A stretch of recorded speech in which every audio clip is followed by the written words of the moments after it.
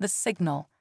Captain Sarah Chen stood at the observation deck of the International Space Station Harmony, her eyes fixed on the strange object that had appeared in lunar orbit 12 hours ago. The crystalline structure pulsed with an inner light that seemed to follow patterns just beyond human comprehension. Analysis complete, Captain. Dr. James Purtell's voice came through the comm. The object is definitely artificial, and it's broadcasting on multiple frequencies.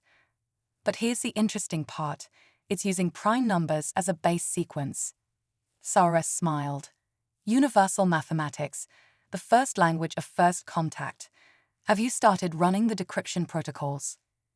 Better than that, James replied, excitement evident in his voice. We've identified what appears to be a response key. They want to talk, Sarah. They're waiting for us to answer. The weight of history pressed down on Sarah's shoulders. Humanity's first contact with an alien civilization would begin with her next decision. The UN Security Council had already convened an emergency session, but they had given her operational discretion. Sometimes the most important diplomatic decisions couldn't wait for committee approval. Send the response sequence, she ordered. Let's show them humanity knows how to be a good neighbor. The object's pulsing changed immediately after they transmitted the response.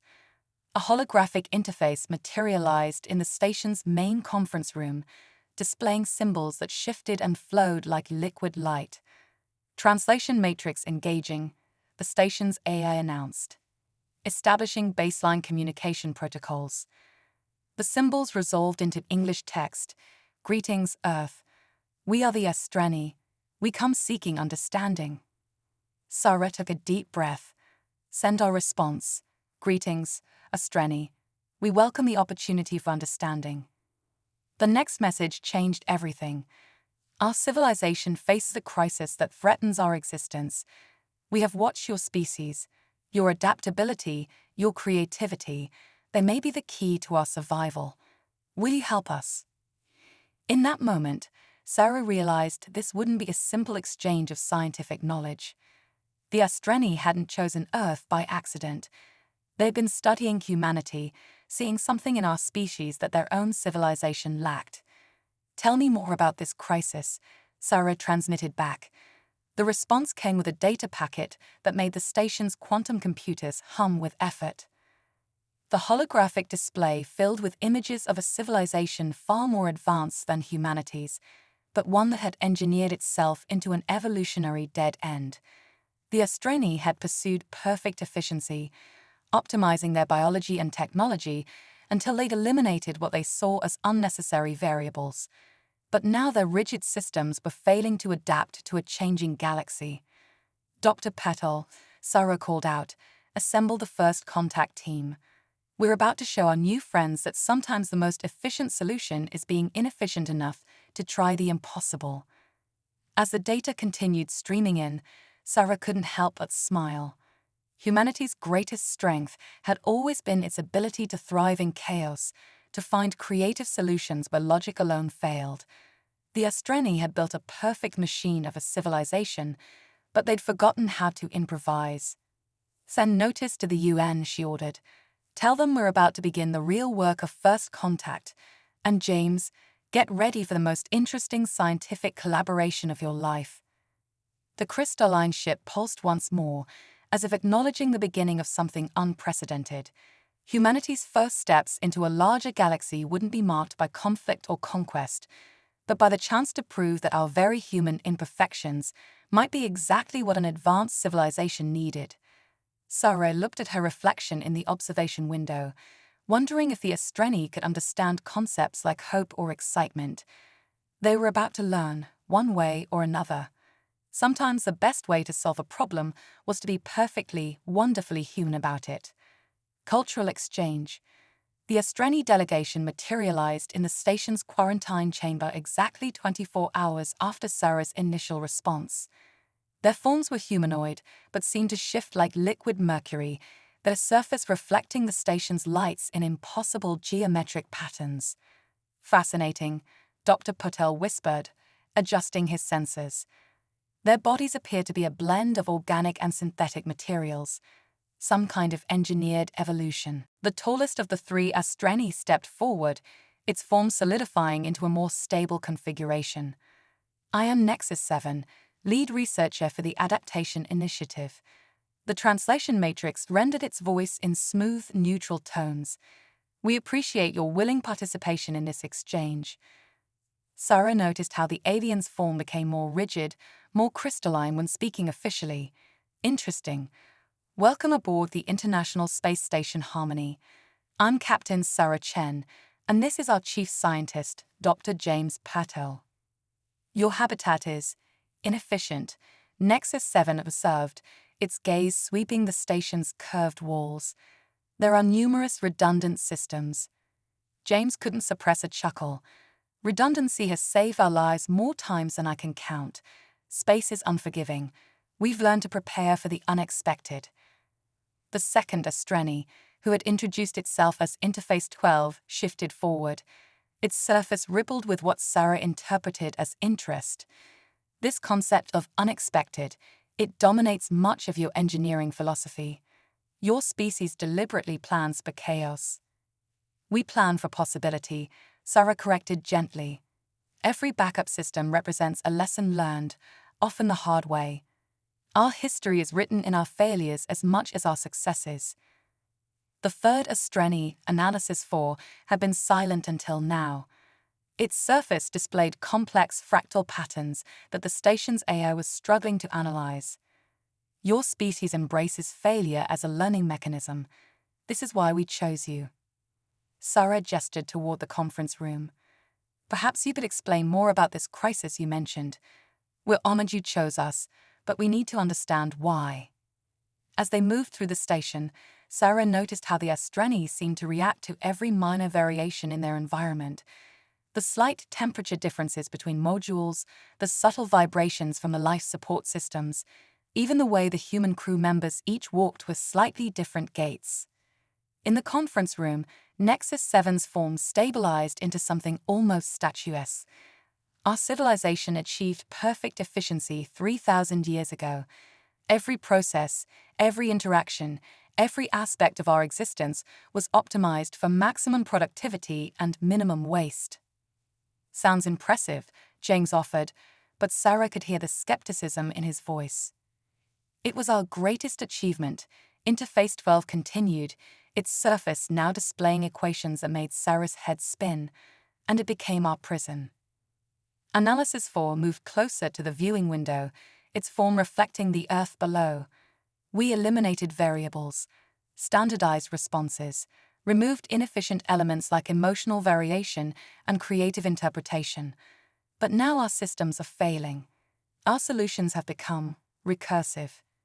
You can't adapt, Sarah realized. Perfect efficiency means no room for evolution. Precisely. Nexus 7's form rippled with what might have been distress. Our civilization faces challenges we cannot overcome because we have forgotten how to think beyond our established parameters. But you humans, we're messy, James said with a grin. Inefficient, creative. You are survivors, Analysis 4 corrected. Your species has faced extinction multiple times, yet you persist, you adapt, you change, you evolve. Sarah leaned forward. And you want to learn how we do it. The three Astreni moved in perfect synchronization, their forms merging briefly before separating again. We want to remember what we sacrificed for perfection, Nexus 7 said. Will you teach us how to be imperfect again? Before Sarah could respond, the station's alarm system blared to life. Red warning lights pulsed through the compartment as the A's voice cut through the air. Warning. Solar flare detected. Coronal mass ejection imminent. All personnel implement radiation protocols immediately. The Astreni's forms destabilized, their surfaces churning with chaotic patterns. Our shielding, Interface 12's voice had lost its mechanical precision. Our systems cannot compensate for this level of radiation variance. Sarah was already moving. Then it's time for your first lesson in human inefficiency. Dr. Patel, get them to the radiation shelter. Sometimes the best solution isn't the most elegant, It's the one that keeps you alive. As they rushed through the station's corridors, Sarah couldn't help but think this was exactly the kind of situation their visitors needed to experience. Sometimes, the universe didn't care about perfect efficiency. Sometimes survival required something messier, something more human. The radiation shelter's door sealed behind them just as the first wave of particles hit the station's shields. In the cramped space, humans and Austrani huddled together, waiting out the storm. A perfect metaphor, Sarah thought, for the collaboration they were about to begin. Fascinating, Analysis 4 whispered, its form slowly stabilizing. Your species built this shelter knowing it would be used only in emergencies. The resources dedicated to this space serve no function except potential survival. Welcome to humanity, Sarah smiled. Where planning for the worst sometimes means surviving long enough to see the best. Breaking through. After 16 hours in the radiation shelter, the solar storm finally began to subside. But it had changed something fundamental in their visitors. The Austrani's perfectly geometric forms now showed subtle variations, tiny imperfections that seemed to ripple through their crystalline structures. Your heart rate increased by 23% during the crisis, Nexus 7 observed, studying Sarah through shifting prismatic eyes. Yet your decision-making remained clear. How do you maintain function under emotional stress? Sarah helped Dr. Patel check the shelter's radiation seals.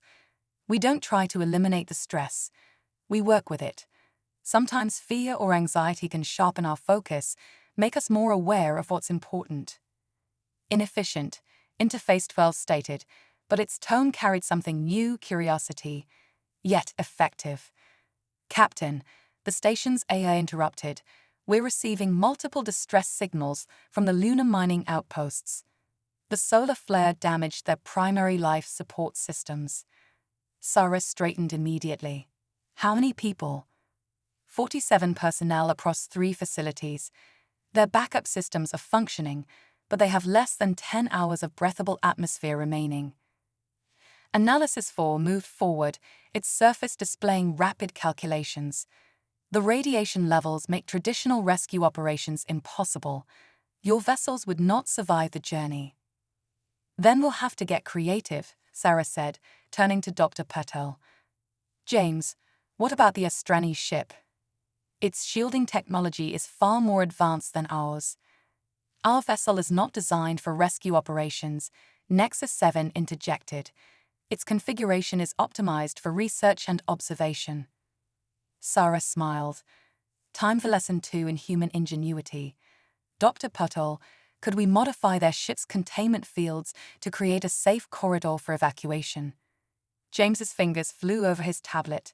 It's possible, but we'd need to reconfigure their entire field generation system. The power requirements would be enormous. Our systems are precisely calibrated, Interface 12 warned. Any modification risks total failure. Sometimes the biggest risk is taking no risk at all, Sarah countered. Those are 47 lives we're talking about. Human lives. If there's even a chance we can save them, we have to try.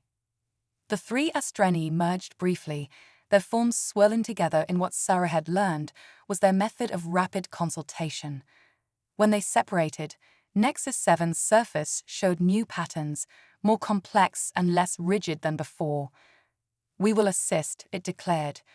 But this operation falls outside all established protocols. We cannot guarantee success. Welcome to how humanity does most things, James grinned, already gathering his equipment. We rarely have guarantees. We just have to make it work anyway. The next 8 hours were a crash course in human-alien cooperation. The Austrani's precise, mathematical approach to problems clashed with humanity's more intuitive methods, but in that friction, they found unexpected solutions. If we invert the containment field's phase variance, James suggested, deep in discussion with Interface 12, we could create a stable tunnel effect. Impossible, Interface 12 responded, but its surface patterns showed increasing agitation. The energy matrices would collapse. Unless, Analysis 4 interrupted, its form shifting rapidly. We apply your concept of redundancy. Multiple overlapping fields, each supporting the others. Sarah watched as the aliens began to adapt, their rigid thinking patterns fracturing and reforming in new ways. They were learning, not just about human technology, but about human ways of thinking. Ready for field activation, James announced finally. But Captain, this is still incredibly risky. We'll only get one shot at this. Sarah nodded, keying her comm. Lunar Outpost Alpha, this is Captain Chen. Prepare for emergency evacuation. When we establish the corridor, you'll have exactly 15 minutes to get your people through. The next moments were tense as the Astrani ship's systems were pushed far beyond their designed parameters. The containment field flickered into existence, a shimmering tunnel of energy stretching from the station to the lunar surface. Field integrity at 67% and falling. Nexus 7 reported, its form showing distinct signs of stress. This configuration is highly unstable. Hold it together, Sarah urged, watching as the first evacuees began making their way through the corridor. Sometimes unstable is exactly what we need. The rescue operation pushed both species to their limits. The Astrani struggled to maintain their modified systems, while humans raced against time to guide everyone to safety. When the last evacuee stumbled through the field seconds before it collapsed, both species had learned valuable lessons about each other. Remarkable. Analysis 4 observed later, studying the exhausted but alive lunar personnel. You achieved success through deliberate system destabilization. Our entire approach to problem-solving requires reconceptualization. That's why you came to us, isn't it? Sarah asked. Not just because we think differently, but because we're willing to try the impossible. Nexus 7's form had changed subtly but permanently after the rescue. Its patterns now showed slight asymmetries, beautiful imperfections that seemed to make it more alive, not less. We begin to understand, it said softly. Perfect efficiency is not always optimal for survival. Sometimes chaos creates possibilities that order cannot conceive. The challenge. The aftermath of the rescue operation brought unexpected consequences. As Sarah reviewed the data with Dr. Patel, they noticed something extraordinary. The Astrani were changing. Their once perfect crystalline forms now displayed subtle variations, like fingerprints of individuality emerging from uniformity. These readings are fascinating, James said, studying his instruments. Their molecular structure is becoming more fluid, more adaptable. It's as if exposure to human unpredictability is catalyzing some kind of evolutionary response. But before they could investigate further, a transmission from Nexus 7's homeworld changed everything. The Council of Optimization has reviewed our preliminary reports. Nexus 7 announced, its surface rippling with complex patterns that the station's AI now recognized as anxiety. They are concerned about the changes we have undergone. Concerned? Sarah asked, noting how Interface 12 and Analysis 4 had drawn closer together, their forms slightly misaligned, another departure from their previous perfect symmetry. Our exposure to human methods has altered us beyond acceptable parameters, Interface 12 explained. The Council believes we have become contaminated. They are dispatching a purification fleet to quarantine this station and correct the deviation. Sarah felt her blood run cold. Correct the deviation? You mean they're coming to force you back to your previous state? Not just us. Analysis 4's voice carried a new emotion, fear. The Council has deemed humanity a destabilizing influence. The purification fleet will establish a permanent quarantine around your solar system. Your species will be isolated, prevented from influencing galactic society. Like hell they will, Sarah muttered, then louder. How long do we have? The fleet will arrive in 48 Earth hours, Nexus 7 replied. Their technology far exceeds your defensive capabilities. James leaned forward. But what about your ship? The modifications we made during the rescue operation, they prove that your technology can be adapted, used in ways your council never intended. Even if we could mount a defense, Interface 12 began, its surface showing chaotic ripples. The Council's authority is absolute. To resist would be inefficient. Sarah finished with a slight smile. Sometimes the most important things are, you came to us because your civilization needed to remember how to adapt. Now it's time to prove that you've learned. The next hours were a blur of activity. Humans and Austreni worked together, pushing the boundaries of both their technologies. They discovered that the same principles that had allowed them to create the rescue corridor could be applied in new ways.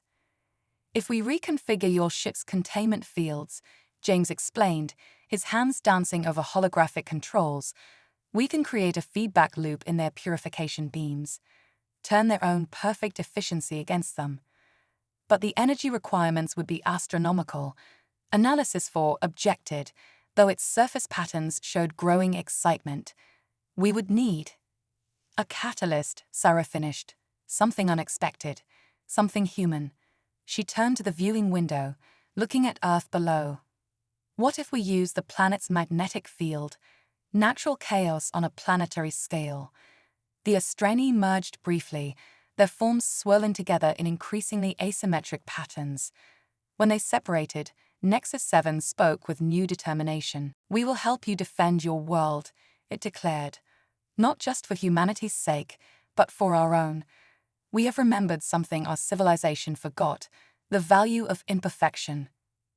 As they worked, Sarah noticed more changes in their alien allies.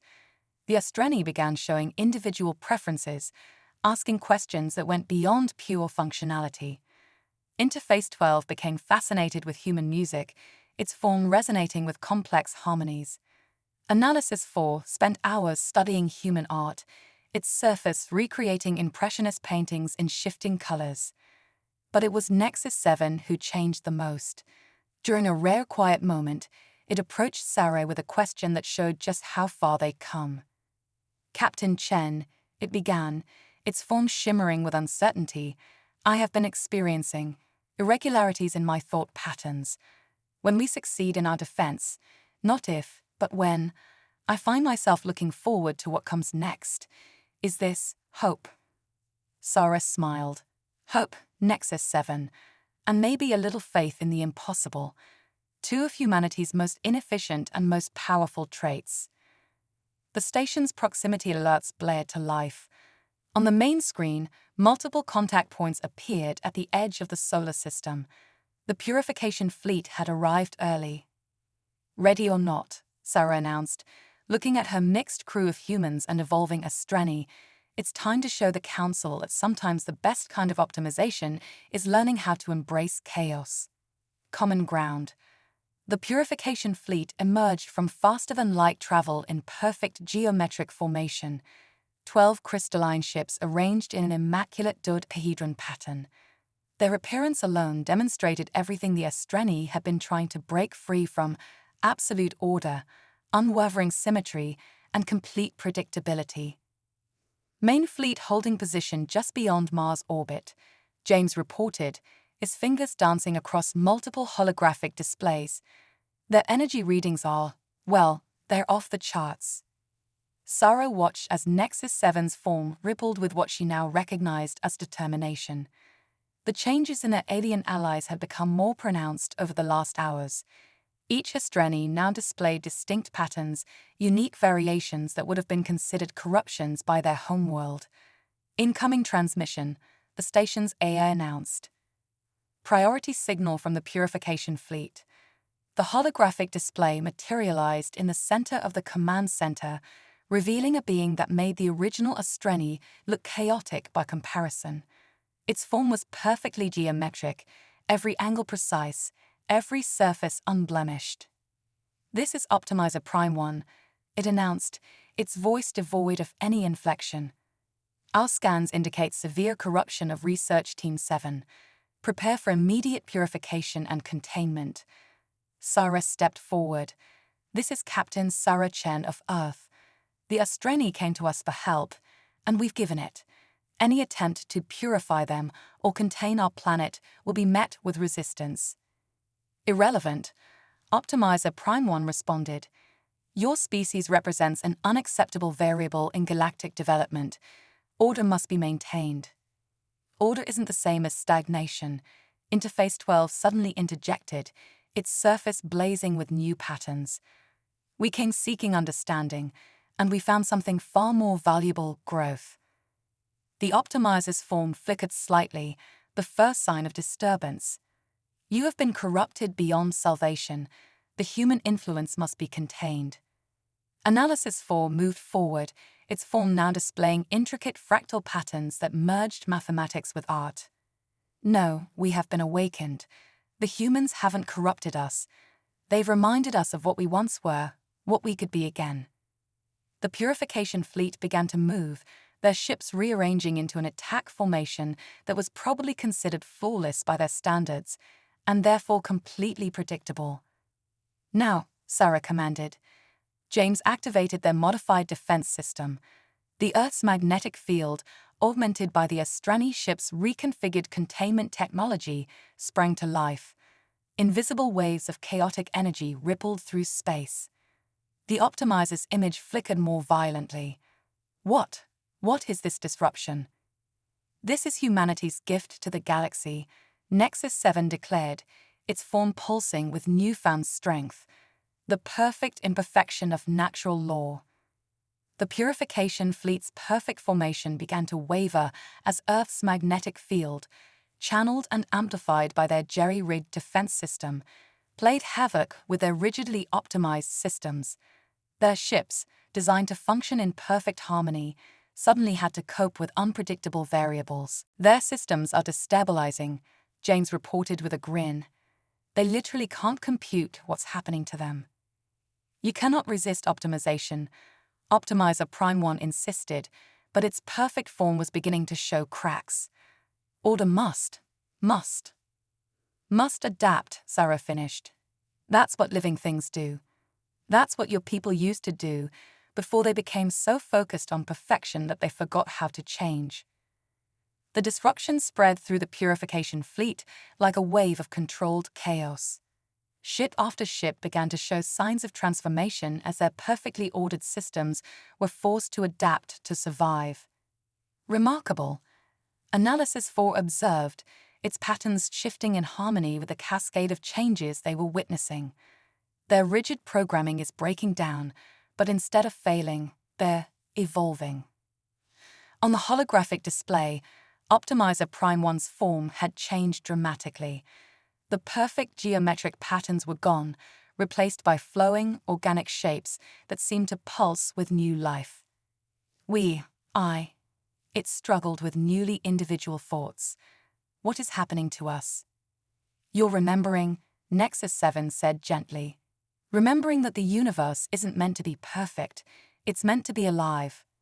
The purification fleet hung in space, their ships now displaying the same kind of variations that had first appeared in the research team. The rigid order of their civilization had been cracked open, letting in a light of change. Perhaps, Optimizer Prime 1 said slowly, its voice carrying new modulation, new emotion, we have something to learn from humanity after all. Sarah looked around at her mixed crew, humans and Astrani working together, each bringing their own strengths to create something greater than either could achieve alone. That's the thing about learning, she said with a smile. It works best when it goes both ways. A new dawn. 3 months after the confrontation with the purification fleet, the International Space Station Harmony had become something unprecedented in human history, the first joint human-Astrani research facility. The station's corridors now sparkled with crystalline growths that pulsed in harmony with human vital signs, a living symbol of the merger between organic and synthetic life. Sarah stood in the new observation dome, watching Earth rotate below while Nexus 7, now simply called NEX, demonstrated the latest breakthrough to a mixed group of human and Astrani scientists. By embracing controlled chaos in our molecular structure, NEX explained, its form shifting through a rainbow of patterns, we've discovered ways to adapt to environments we once thought impossible. Our rigid perfection was actually limiting our potential. The applications for space exploration alone are revolutionary, James added, gesturing to the holographic displays showing test results. Combining Astreni adaptability with human creativity, we're achieving things neither of our species could have managed alone. The changes hadn't been limited to the research team.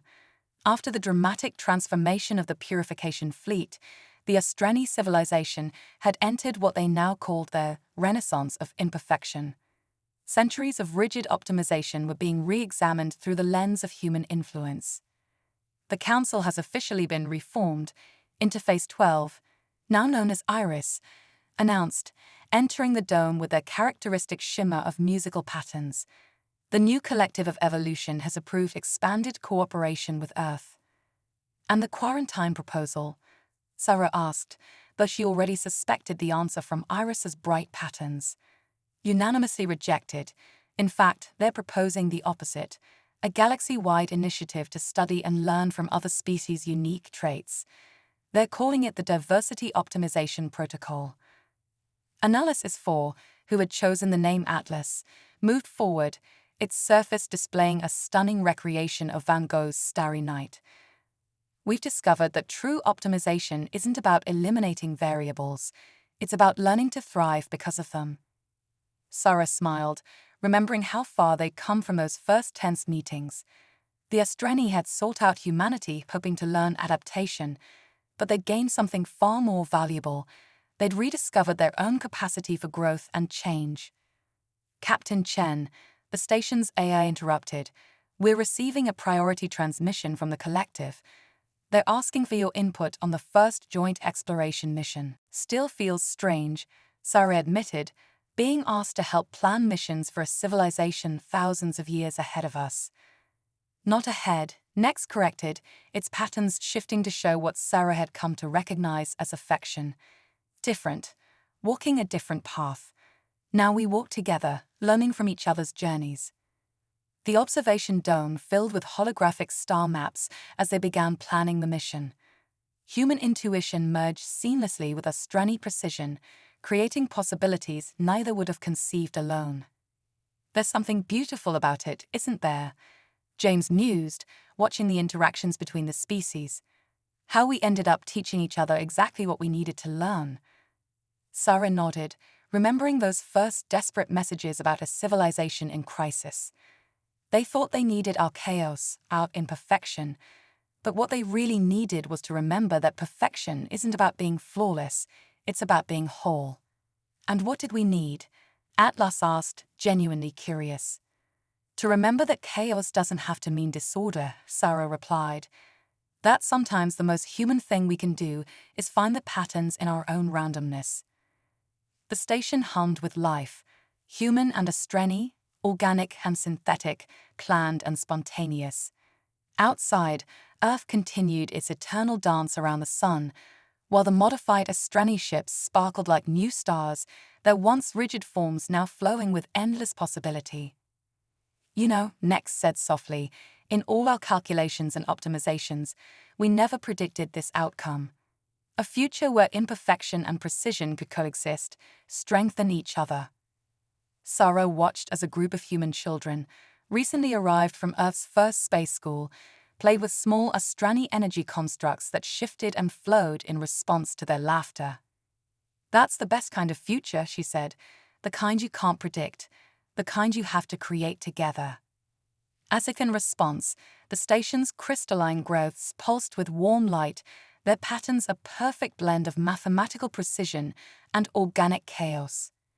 In the space between order and entropy, humanity and the Astreni had found something greater than either had imagined possible. They had found hope, wrapped in the beautiful imperfection of change. The end.